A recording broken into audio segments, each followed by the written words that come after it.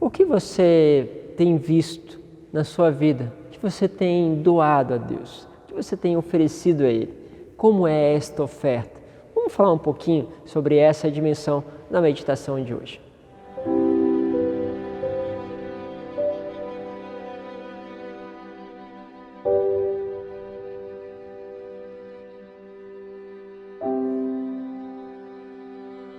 Em nome do Pai, do Filho e do Espírito Santo. Amém. A Igreja sempre nos ensina a celebrar a entrega dos mártires. Esses testemunhos são de um valor incontestável, profundo, uma riqueza espiritual. Lá no meu canal, se vocês quiserem ir lá, acessem, porque vale a pena ver o testemunho desses mártires e de tantos outros santos. Todos os dias tem conteúdos de espiritualidade, com o testemunho dos santos, e uma vez por semana um conteúdo voltado aí para aquilo que os santos escreveram sobre vida espiritual e também grandes autores de espiritualidade. Não percam, acessem lá, se inscrevam também no canal Padre Isaac Madureira. Quero também agradecer vocês que todos os dias têm compartilhado, têm vivido essa experiência desse itinerário com a palavra. Vamos juntos, porque esta riqueza precisa se espalhar cada vez mais. Quero pegar com vocês a palavra que está em Lucas, capítulo 7, do versículo 36 ao 50. Diz assim: Naquele tempo, um fariseu convidou Jesus para uma refeição em sua casa. Temos aqui uma coisa em comum um pouco. É um fariseu que não está se colocando contra Jesus, que não está lá discutindo com ele, não está colocando em xeque as atitudes de Jesus, mas ele faz o seguinte: pede Jesus de ir na casa, de entrar na intimidade dele. Que legal, que bonito. Às vezes nós precisamos perceber que também, embora o grupo apareça assim sempre como aqueles que se opõem a Jesus, também há aqueles que olham para Jesus e sentem nele algo especial. Vamos dizer também ali, como no caso de Nicodemos e tantos outros que com certeza viveram essa experiência. Mas ele chama Jesus até a casa dele. Jesus entrou na casa do fariseu e pôs-se à mesa.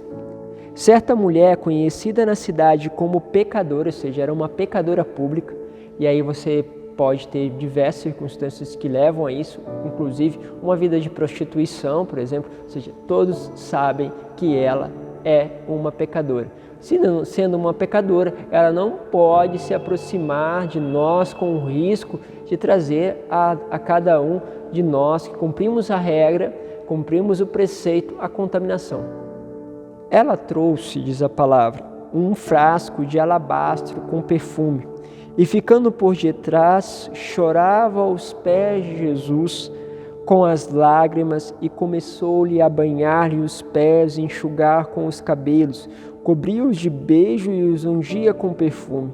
Vendo isso, o fariseu que havia convidado Jesus ficou pensando: se este homem fosse um profeta, saberia que tipo de mulher está tocando nele, pois é uma pecadora. Ou seja, se ele fosse um profeta, teria um dom de ciência, saberia que é uma mulher pecadora e não deixaria.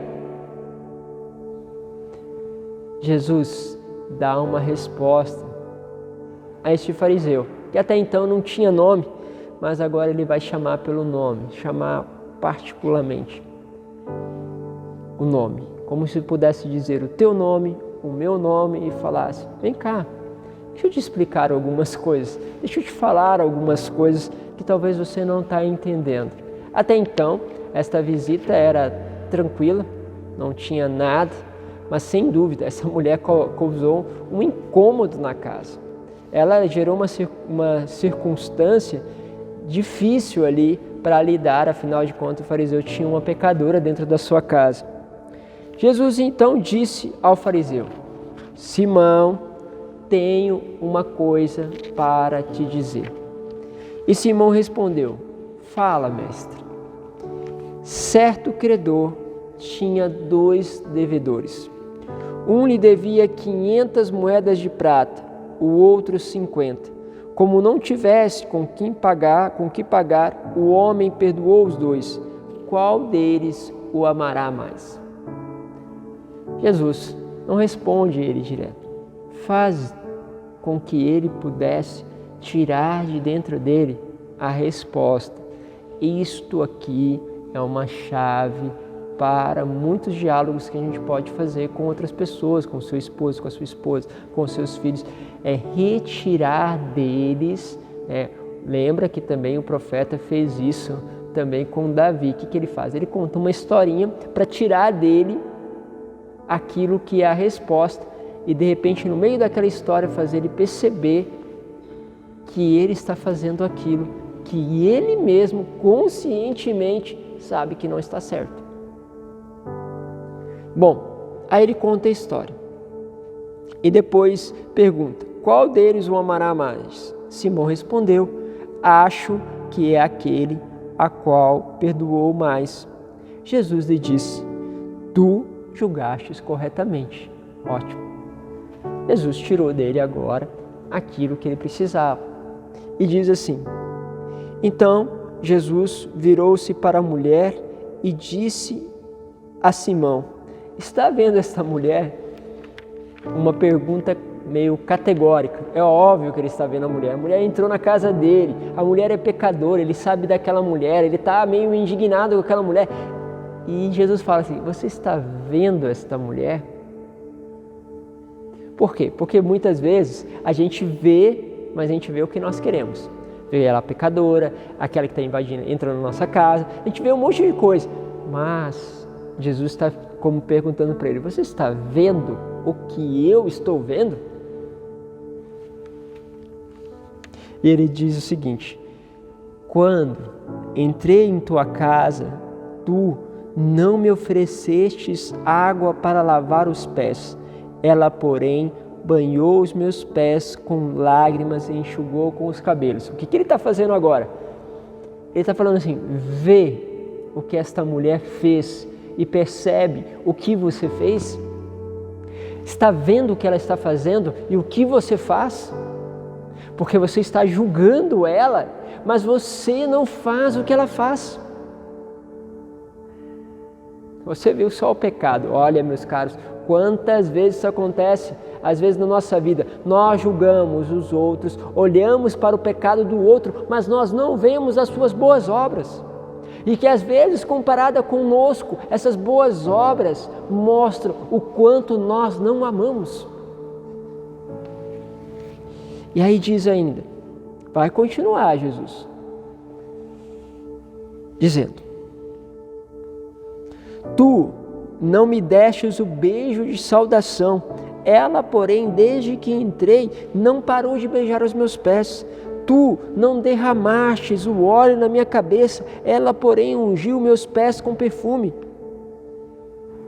Ótimo. Agora ele acabou com o fariseu.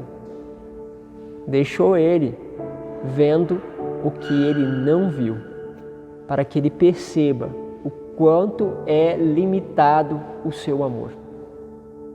Afinal de contas, ele podia ter pensado: poxa, eu dei um jantar, um almoço para ele, uma refeição, coloquei aqui, arrumei todas as coisas. Mas o Senhor está olhando o amor. Nós podemos fazer muitas coisas a Jesus, mas Ele está olhando o amor. Podemos fazer muitas coisas a Jesus, repito, mas Ele está olhando o amor. E aí diz: por essa razão eu declaro os muitos pecados, porque você está acusando ela de pecado. Olha o dom de ciência aqui que ele queria que Jesus tivesse em relação a ela, sabesse que ela era pecadora pública, o dom de ciência que ele está tendo agora. Por isso, os muitos pecados que ela cometeu estão perdoados, porque ela mostrou muito amor. Aquele a quem se perdoa pouco, mostra pouco amor. E por que se perdoa pouco? Porque, vamos dizer, Deus ele quer perdoar pouco alguém? Não, Deus está sempre querendo nos perdoar. Mas é porque nós nos colocamos pouco diante do Senhor, porque nós nos achamos que talvez nós somos dignos de algo, que talvez nós não somos tão pecadores assim. Mas se você ama, tem consciência dos seus pecados. Se você tem consciência dos seus pecados, sabe o quanto Deus é bom. E a consequência é que você quer amar em resposta a Ele. E aí vai uma coisa puxando a outra. é como você não soubesse aonde nasce, mas é como um ciclo que vai construindo de virtude. A percepção daquilo que nós somos e a percepção da grandeza de Deus. A consequência é este amor que vai realmente contornando a nossa vida. E Jesus disse à mulher: teus pecados estão perdoados, o que é fortíssimo, porque só pode ser perdoado os pecados por uma declaração de Deus. Aqui ele está se declarando concretamente como Deus, porque ninguém pode perdoar os pecados, nem mesmo um profeta, ninguém pode perdoar os pecados a não ser Deus. Você estava pensando lá atrás, né, me cobrando um dom de ciência, se eu era profeta ou não. Estou te dizendo que eu não sou um profeta apenas, eu sou Deus. Eis que eu perdoo os pecados. Olha só. Que virada que Jesus vai dando aqui. Então os convidados começaram a perguntar: quem é este que até perdoa os pecados? Ele é Deus. Mas Jesus disse à mulher: tua fé te salvou.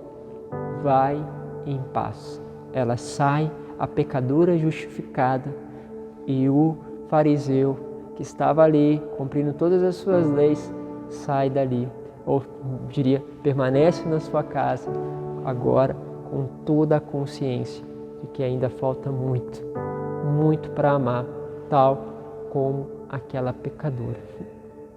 Pois é, às vezes Deus coloca pessoas ao nosso lado, e eu posso dizer que muitas vezes me acontece, pessoas que eu posso olhar, puxa, quando eu olho para essas pessoas eu percebo, ainda não amei nada.